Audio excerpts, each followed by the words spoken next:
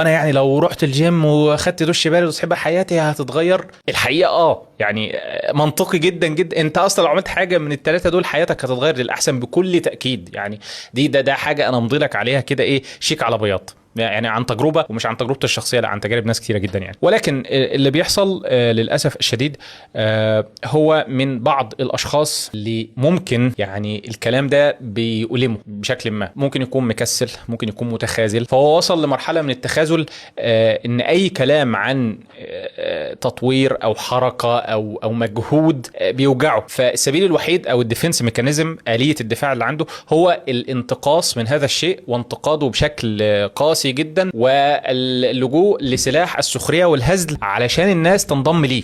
يعني احنا او الطبيعه البشريه احنا بنحب نضحك وبنحب نهزر يعني، واحنا بصراحه عندنا موهبه كمصريين في هذا الموضوع. يعني تقدر تقلب اي حاجه لسخريه وضحك في ثانيه.